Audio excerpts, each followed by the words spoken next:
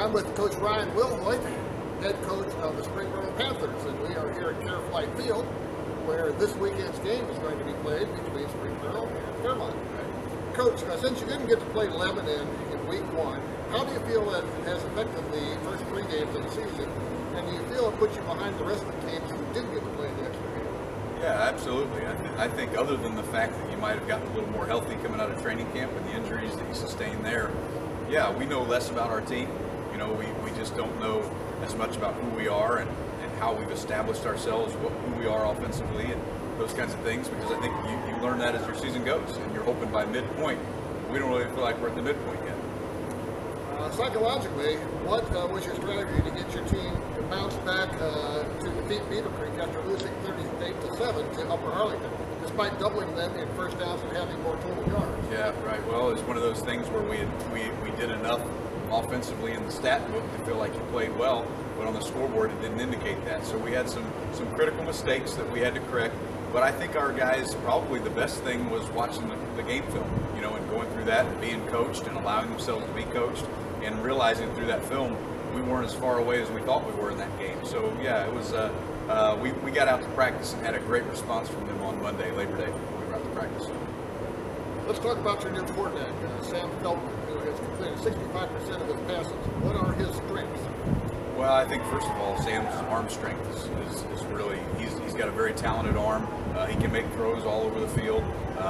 He's got great height, allows him to stand in the pocket and see over the offensive line and the defense and keep his eyes downfield on his read. And you know, and then he's got a charisma about him. He's a football savvy kid. His father was a football coach, and he loves the game. That's for sure.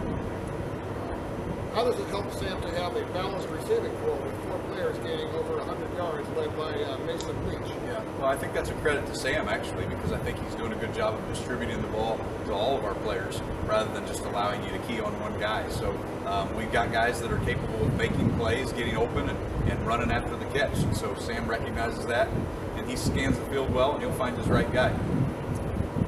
The ground game is led by Evan Russo and Nathan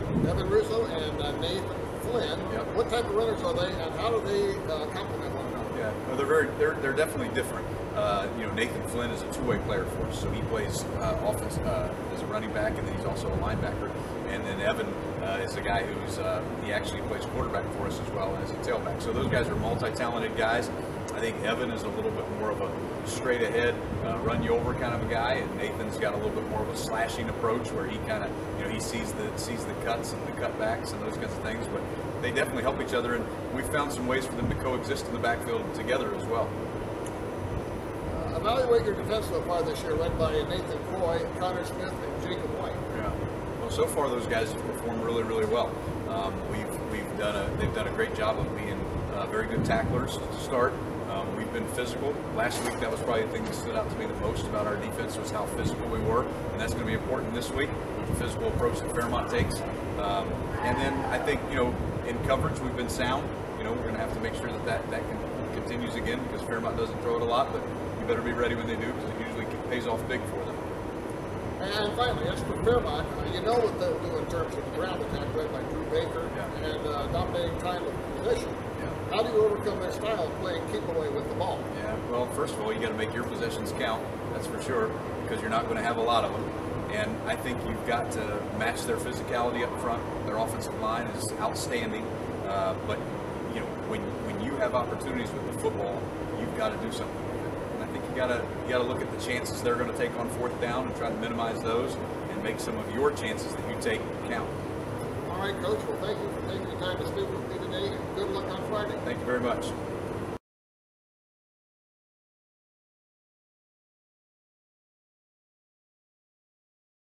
I'm with Coach Dave Miller, the head coach of the Fairmont Firebirds. And Coach, we're approaching mid-season. You guys are 4-0. I'm sure you're looking to be 5-0 after Friday. So, reviewing the Northmont game, you dominated the time of possession. How much do you attribute that to outscoring them 14-0 in the fourth quarter? Well, I think it honestly was a combination. Really, we only had 6 series apiece when you really look at it. Part of that was they scored on a couple plays really fast, so that took clock away from them. They had 2 long, big plays there. But then we also offensively, I thought we had a good night, other than a penalty, that kind of killed our first drive, and that was our first punt of the year. We had a nice punt on that, which was good. But and then we had a fumble when we were driving at the end of the first half. Outside of that, we drove the football. So anytime you're doing that, you're getting 12, 13 play drives. You're going to have chunks of time, on your side. So it was good because they had athletes all over, and they scored on 2 big plays. They had another big play to set up their 3rd score. So we need to eliminate those much better. But that's kind of our formula for success. We executed it pretty well. So. What happened on the 2 75-yard touchdown plays? Northmont had that they had in the first half, the second of which was a gadget play. Both cases, we had secondary guys that did not do their fundamental, what they were supposed to be doing. Being deep is the deepest, wide is the widest, and they got outside of us on one, and the other one, our corner came up and got overly aggressive, and they got the double pass on us. So, yeah, just fundamental errors there. Brownlee had 2 long kick returns in Northmont's first 2 games. How did that play in your kickoffs to them, which you didn't kick deep? Well, they aligned differently. It was kind of something that more what they did, I think, than what we did. We did have a couple touchbacks there, so that was good. But that kind of played into our hands. I think they were a little worried about what we might be doing, out of our huddle look there. So that worked out in our favor too, because he was really good. Overall, can you assess your team's performance, and did you come out of the game feeling relatively healthy? Yeah, we did. Surprisingly, it was a pretty physical game. I thought our kids played really hard and physical. I think we controlled the line of scrimmage. That was the biggest thing, the biggest takeaway. I came out with, especially on the offensive side of the ball. Our line did a really nice job. Drew ran hard. He ran 40 times for 200 and some yards. So anytime you're doing that, that's a tribute to our line, and again, blocking backs and things like that. But so no, I was very pleased. We've not beaten them. I think our record against them since 2000 was like 1-11 or something. So or something, something like that. But it wasn't good. So for us to come away with a win against them is really good. A tribute to our kids. Moving on to Springboro. After scouting them, what are your impressions of their quarterback, Sam Feldman? Oh, he's good. I know his dad. I taught with his dad over at Beaver Creek, and Heath was a quarterback himself in high school. So that kid's grown up throwing the football, and he can throw it.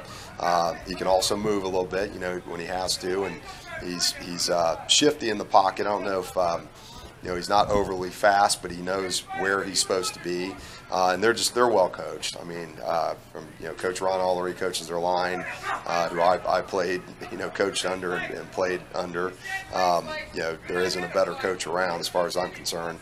Tom Adams, I believe, is still their offensive coordinator. So they have good coaches over there. Coach Wilhoit's staff is as good as it comes.